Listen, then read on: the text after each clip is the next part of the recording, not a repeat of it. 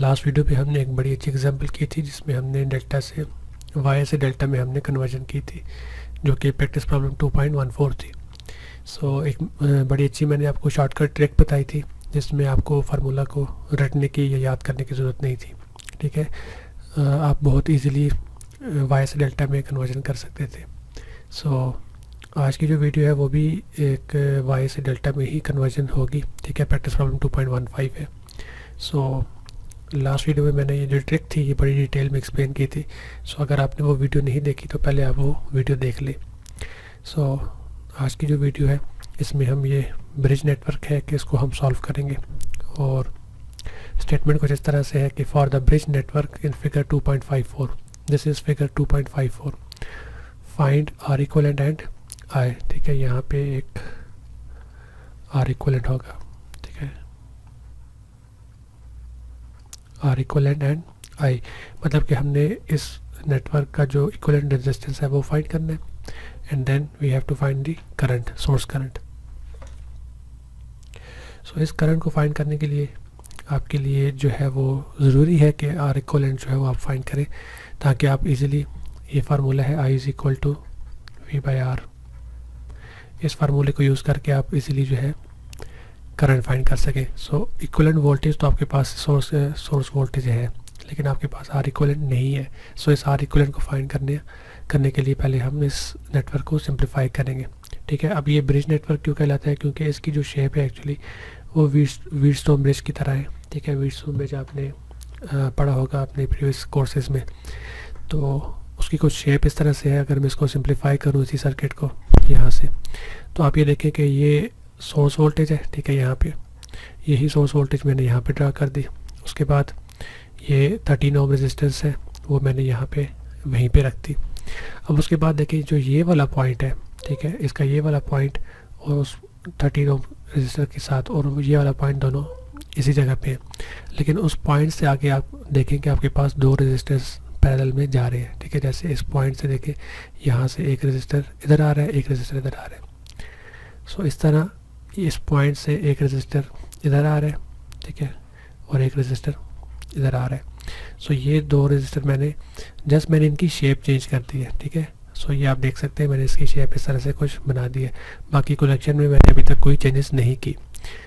अब उसी तरह 24 ओम जो रेजिस्टर है ये आगे जाके इस पॉइंट पे कनेक्ट हो रहा है। ठीक है, जो यहाँ पे था, और उस पॉइंट से आगे आप देखें कि दो रेजिस्टर्स कनेक्टेड थे, एक 20 ओम का ये वाला और एक 30 ओम का ये वाला। वो हमने इस पॉइंट से आगे कनेक्ट कर लिए, 20 ओम का एक ये वाला और एक 30 ओम का ये वाला।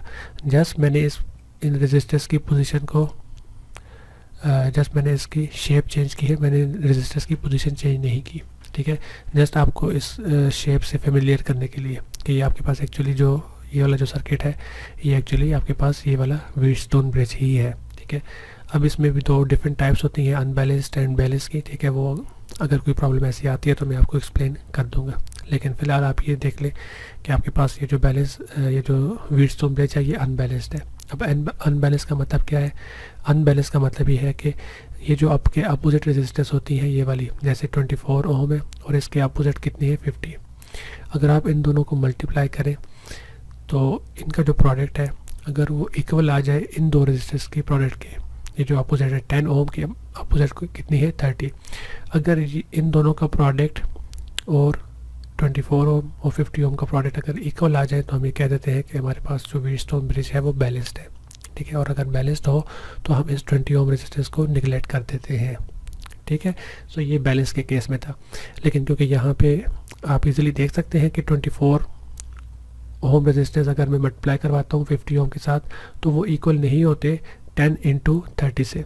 सही है, इसलिए हम ये कह सकते हैं कि ये जो ब्रिज है ये अनबैलेंस्ड ब्रिज है। ठीक है, ये तो थी सारी डिस्कशन किसके लिए? ब्रिज नेटवर्क के लिए कि ये ब्रिज क्यों है। अब उसके बाद अब इस सर्किट को हमने ड्रा कर लिया। ठीक है, अब इस सर्किट को मैं सिंप्लीफाई करूँगा। ठीक है, इसको भी मैं सिंप्लीफाई कर सकता हूँ, इसको भी मैं कर सकता हूँ, बल्कि बेहतर यही है कि क्योंकि जो फिगर गिवन थी मैं इसी को सिंप्लीफाई करूँ। ये फिगर गिवन थी, इसी को मैं सिंप्लीफाई करता हूँ। ठीक है, ये देखें ये फिगर थी। अब मैं क्या करने लगा हूँ, मैंने इसको ब्रिज में कन्वर्ट नहीं किया, मैंने इस रजिस्टर को क्योंकि कॉम्बिनेशन को, क्योंकि आपके पास ये देखिए ये टी शेप बन रही है इस तरह से, ये वाली। सो इस टी को मैंने कन्वर्ट करना है वाई शेप में। तो मैंने ये वही काम किया। लास्ट वीडियो में भी हमने ऐसे किया था कि जब आपके पास टी शेप बन रही थी, इसको आप टी शेप कह सकते हैं, टी नेटवर्क। सो टी को मैं वाई में कन्वर्ट कर रहा हूँ। तो मुझे क्या करना है, मुझे सिंपली ये रजिस्टर में इधर ही रखूँगा और ये वाली जो वायर है, इस वायर को मैं ऐसे कर दूँगा और इस वायर को ऐसे कर दूँगा। सो मेरे पास कुछ इस तरह की शेप बन जाएगी। सो मैंने वही काम किया। ये मेरे पास टी था, ठीक है, ये वाला। इस टी को मैंने कन्वर्ट कर दिया इस वाई में। सो मेरे पास अभी भी जो रेजिस्टर्स का जो कॉम्बिनेशन था मेरे पास अभी भी सेम वही है। जस्ट इसको विजुलाइज करना आप इजी है कि आपके पास अभी कौन सी शेप है, ये वाई की शेप है। सो वाई से अब डेल्टा में हमने कन्वर्जन करनी है, ठीक है। सो वाई से डेल्टा में कन्वर्जन किस तरह से होगी, ठीक है। मैं अब इस सर्किट को यूज़ करूँगा, ठीक है। जो आपको ये वाला सर्किट नज़र आ रहा है, मैं इस सर्किट को यूज़ करूँगा क्योंकि इसमें मेरे पास जो वाई शेप है वो ज़्यादा क्लियरली शोन है। सो अब ये सर्किट जो है वो मैंने यहाँ पे ले लिया, ठीक है। अब मैंने क्या करना है, मैंने इस y को, ये जो मेरे पास y बन रहा है यहाँ पे, ये वाला, इस y को मैंने कन्वर्ट करना है डेल्टा में। सो डेल्टा में कन्वर्जन बहुत इजी थी, मैंने आपको पहले भी बताया था। यहाँ से मैं इसका डेल्टा बनाता हूँ, ठीक है। सो इस स्लाइड पे आते हैं और यहाँ से मैं इसको डेल्टा में कन्वर्ट करूँगा। सो देखें, ये दो रजिस्टर्स हैं, इनके साइड पे एक मेरे पास डेल्टा बनेगा यहाँ पे, ठीक है, कुछ इस तरह से। फिर उसके बाद इसी पॉइंट से इन दो रजिस्टर्स के साथ में एक ये ऐसे बन जाएगा। और फिर उसके बाद यहाँ से और यहाँ से इन दोनों के दरमियान में एक डेल्टा बन जाएगा, ठीक है। सो यू कैन सी कि हमने इस y को, ये जो हमारे पास y था, इसको हमने ये डेल्टा में, इस तरह से डेल्टा में कन्वर्ट कर दिया। अब वी आर इंटरेस्टेड कि हमने ये वाली रेजिस्टेंस और ये वाली रेजिस्टेंस फाइंड करनी है, ठीक है। लेकिन मैंने आपको बताया था कि आपने फार्मूले याद नहीं करने, ठीक है। आपको सर्किट में जैसे कॉम्बिनेशन गिवन है, आपने उसी को देख के वैल्यूज़ फाइंड करनी है। सो डायरेक्टली हम वैल्यूज़ फाइंड करेंगे। और वो मेथड क्या था, देखिए, अगर आपने ये वाली रेजिस्टेंस फाइंड करनी है, ठीक है, तो उस रेजिस्टेंस के लिए मेथड क्या था कि दो रेजिस्टेंस जो इसके साथ डायरेक्टली कनेक्टेड हैं, कौन कौन सी है, एक ये 24 ओम कनेक्टेड है, देखिए इसका एंड यहाँ से इसके साथ कनेक्टेड है, इस रेजिस्टर के साथ। और इस तरह ये जो 20 ओम रेजिस्टर है ये भी कनेक्टेड है इस रेजिस्टर के साथ। तो इस रेजिस्टर के दोनों कॉर्नर पे कौन से रेजिस्टर्स कनेक्टेड है, 24 एंड 20। सो पहले आप इन दोनों को ऐड करें, 24 प्लस 20, उसके बाद आप इन दोनों को मल्टीप्लाई करें। सो 24 इंटू 20 एंड देन जो प्रोडक्ट आप करेंगे उस प्रोडक्ट के साथ डिवीजन में कौन सा लिखेंगे जो कि इसके साथ, इस रजिस्टर के कमीशन के साथ डायरेक्टली कनेक्टेड नहीं है, मतलब कि इन दो के अलावा तीसरा कौन सा है, वो ये वाला 30 वाला। सो इस 30 को हम नीचे डिवाइड कर देंगे। सो ये जो इसका जो इक्वल आंसर आएगा वो मुझे क्या दे देगा, मुझे ये वाला रजिस्टर दे देगा। सो 24 प्लस 20 कितना देता है आपको, 44 प्लस 24 इंटू 20, ठीक है, ये आपको देता है 480। This is 480 divide by 30। So 480 divide by 30 will gives you 16. So 44 plus 16 it will gives you 60 ओम। सो यहाँ पे मेरे पास जो रेजिस्टेंस आएगी वो कितनी आ जाएगी, 60 ओम की, ठीक हो गया। So this is 60 ohm. Now we are interested in finding this resistance. So इसके लिए देखें, ये रेजिस्टेंस अगर मैंने फाइंड करनी है तो इसके साथ कौन से रेजिस्टेंस इसके कॉर्नर्स पे अटैच है। सो इसका एक ये रजिस्टर अटैच है, एक ये रजिस्टर अटैच है। तो ये कौन से हैं, 20 and 30।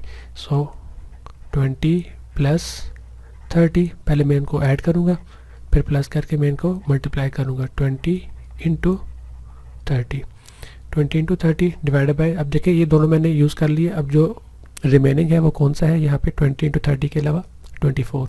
So this is 24। Now this is simply 50 and this is 600 divided by 24। सो ये आपको दे देगा 75, ठीक है। इसको आप सिंप्लीफाई कर लें। सो दिस इज़ 75 ओम। ठीक हो गया। और उसके बाद अब देखिए, अब मैंने ये रेजिस्टेंस फाइंड करनी है, ठीक है, ये वाली, और इसके साथ कनेक्टेड रेजिस्टेंस कौन से हैं, वाई के देखिए एक 24 कनेक्टेड है यहाँ से और एक 30 कनेक्टेड है। सो यहाँ से मैं क्या करूँगा, 30 plus 24 then 30 into 24 divided by what was the remaining 20.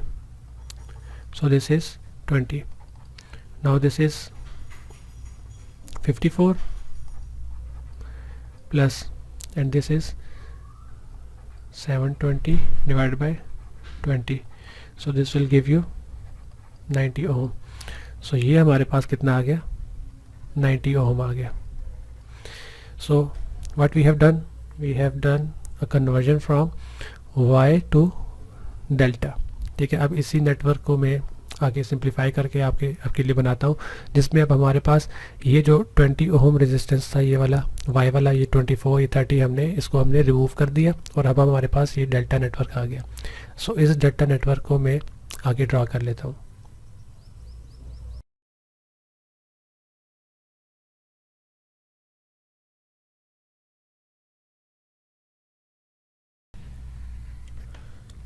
सो हमने अभी तक क्या किया, हमने जो डेल्टा हमारे पास कनेक्शन था वाई में था, हमने उसको डेल्टा में कन्वर्ट कर लिया. सो अब आपके पास काफ़ी सारी चीज़ें क्लियर हो जानी चाहिए. जैसे कि अब देखिए, जो करंट यहाँ से इंटर हो रहा है वो उसका कुछ पार्ट जो है वो 10 ओम में जा रहा है, कुछ पार्ट उसका 60 ओम में जा रहा है. So now we can say that this 10 ohm register is in parallel with 60 ohm register. So इसका पैरेलल कॉम्बिनेशन हम फाइंड कर लेते हैं. 10 ohm into 60 divided by 10 plus 60. So this is 600 divided by 70 and this is 8.57 ohm. So इन दोनों का जो equivalent आया वो मेरे पास कितना आ गया, 8.57 आ गया. अब उसके बाद this 75 and this 50 ohm resistors are in parallel because the current which is entering in this junction is dividing in these two resistors. So ये दोनों resistors भी आपस में क्या है, पैरेलल में. So 50 into 75 divided by 50 plus 75. So ये आपको कितना देता है, 30 ओम का रेजिस्टेंस. सो इसका मतलब ये हुआ कि जो करंट यहाँ से एंटर हुआ वो इन दोनों में जाएगा और इन दोनों का इक्विवेलेंट कितना है, 8.57 का. सो यहाँ पे इस पॉइंट से आगे मुझे एक रेजिस्टेंस कनेक्ट करनी है, कितने की, 8.57 की. ठीक है, और उसके बाद उन दोनों का जो इक्विवेलेंट है वो सीरीज़ में आएगा इन दोनों के इक्विवेलेंट के साथ, क्योंकि जो करंट यहाँ से इंटर होगा वही करंट यहाँ पे इस जंक्शन में दोबारा इंटर होगा. सो इसका मतलब ये है कि ये जो दो करंट्स यहाँ से लीव कर रहे थे वही दो करंट्स यहाँ से गुजरने के बाद दोबारा इंटर हो जाएंगे. सो सेम करंट फ्लो कर रहा है इन दो रेजिस्टर्स का और इन दो रेजिस्टर्स का. सो इसलिए हमने क्या किया, हमने इन दोनों का पहले इक्विवेलेंट फाइंड कर लिया ताकि हमें करंट इन दोनों का इक्विवेलेंट मिल जाए, फिर हम उनको इजीली सॉल्व कर सकें. सो आपकी जो मेन कंसिडरेशन होनी चाहिए वो किसकी होनी चाहिए, करंट की, कि करंट कब डिवाइड हो रहा है, करंट कब सेम हो रहा है. सो क्योंकि यहाँ पे जो करंट इंटर होगा इस पॉइंट पे, ठीक है, इन दो पॉइंट्स में जो करंट इंटर होगा वही करंट इस पॉइंट से आगे लीव भी होगा. ठीक है, वही करंट इस जंक्शन से लीव होगा और जो दो करंट्स यहाँ से इंटर होंगे वही दो करंट्स यहाँ से लीव करेंगे. सो वही दो करंट्स जो है वो यहाँ से भी इंटर हो जाएंगे. सो जो करंट इंटर हुआ, लेट्स से मैं कहता हूँ यहाँ से 50 एम्पेयर करंट इंटर हुआ इन दो पॉइंट्स में. सो 50 इधर आएगा, 50 इधर आएगा, दोबारा 50 यहाँ से, फिर दोबारा इधर 50 ही इंटर होगा. ठीक है, क्योंकि बीच में कोई और ब्रांच यहाँ पे नहीं है. ठीक है, यहाँ पे करंट डिवाइड हो रहा है लेकिन हम इन दो की बात कर रहे हैं. ठीक है, इन दो की बात कर रहे हैं कि इन दो में कितना करंट इंटर हुआ. सो जो इन दो में करंट इंटर होगा वही इस जंक्शन पे आएगा और फिर वही यहाँ से इन दोनों से लीव कर जाएगा और लीव करने के बाद दोबारा इस जंक्शन में दोबारा वही करंट इंटर कर जाएगा. सो इसका मतलब ये है कि ये दोनों आपस में जब पैरेलल में है तो इनका इक्विवेलेंट कितना है, 8.57, और इन दोनों का जो इक्विवेलेंट है वो कितना है, 30. सो अब इन दोनों को हमने ऐड करना है. सो ये कितना हो जाएगा, इन दोनों का इक्विवेलेंट, क्योंकि ये सीरीज़ में है तो 8.57 plus 30 ohm. So this will give me, क्योंकि ये सीरीज़ कॉम्बिनेशन था तो इसलिए मैंने इनको सिंपली ऐड कर दिया. So this is 38.57 57. सो अब इन चारों रेजिस्टर्स का इक्विवेलेंट मैंने फाइंड कर लिया, वो कितने का है 38.57 का। सो मैं वो उसको यहाँ पे ड्रा कर देता हूँ।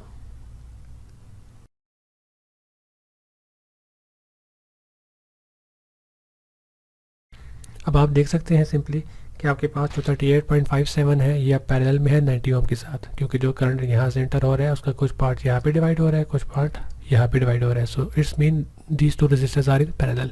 सो अब इनका पैरेलल कॉम्बिनेशन हम फाइंड कर लेते हैं। ठीक है, इनका पैरेलल कॉम्बिनेशन में जब फाइंड करता हूँ तो ये क्या बन जाएगा 90 इंटू 38.57 डिवाइडेड बाई ऊपर प्रोडक्ट नीचे सम 90 plus 38.57।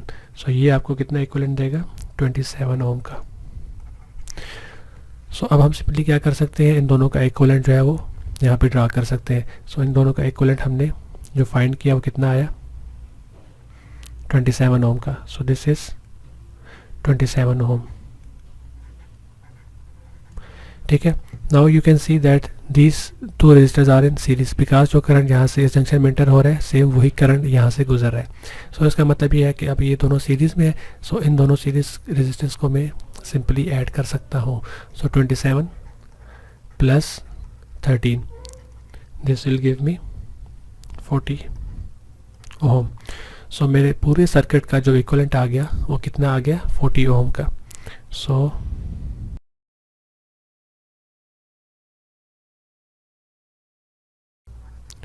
R equivalent is equal to 40 ohm.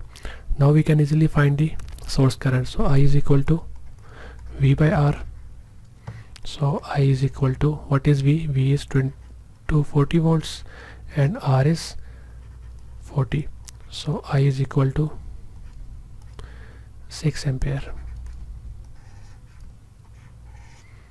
सो आपने देखा कि हमने किसी भी चीज़ को रटा नहीं लगाया। ठीक है, हमने कोई भी चीज़ याद नहीं की, हमने जैसे कॉन्सेप्ट था उसको कॉन्सेप्ट को हमने अपने माइंड में रखा। ठीक है, और वो कॉन्सेप्ट ये था कि आपने डेल्टा से वाई में किस तरह से कन्वर्जन करनी है, वाई से डेल्टा में किस तरह से कन्वर्जन करनी है। सो एक दफ़ा मैं क्विक रिवीजन करवा देता हूँ। सबसे पहले हमने ये सर्किट उठाया। ठीक है, हमारे पास ये नेटवर्क था, इस नेटवर्क को हमने सिंप्लीफाई किया, इस टी शेप को मैंने कन्वर्ट किया वाई में। सो वाई में कन्वर्जन के लिए मैंने कुछ इस तरह की कन्वर्जन कर दी। फिर उसके बाद मैंने इस y को डेल्टा में कन्वर्ट किया। ठीक है, y को डेल्टा में कन्वर्ट करने के लिए मैंने ये सर्किट यूज़ किया। ठीक है, फिर उसके बाद मैंने आपको बताया था कि किस तरह से आप इसका y से इक्विवेलेंट डेल्टा फाइंड करते हैं। सो ये हमने y से डेल्टा में कन्वर्जन करके ये r equivalent delta equivalent find कर लिया। And then delta equivalent find करने के बाद हमने r इक्विवेलेंट फाइंड की। फिर R इक्विवेलेंट फाइंड हो गई तो फिर हमने simply I is equal to V by R से करंट फाइंड कर लिया। सो हमने इस प्रॉब्लम में दो चीज़ें फाइंड करनी थी, एक R इक्विवेलेंट और एक हमारा current. So R is equal to 40 and I is equal to 6 ampere. We can verify this result here. So 40 ohm is the R equivalent and 6 ampere was the current. So I think this was the last problem of chapter number 2, and we will discuss chapter number 3 in the next problem.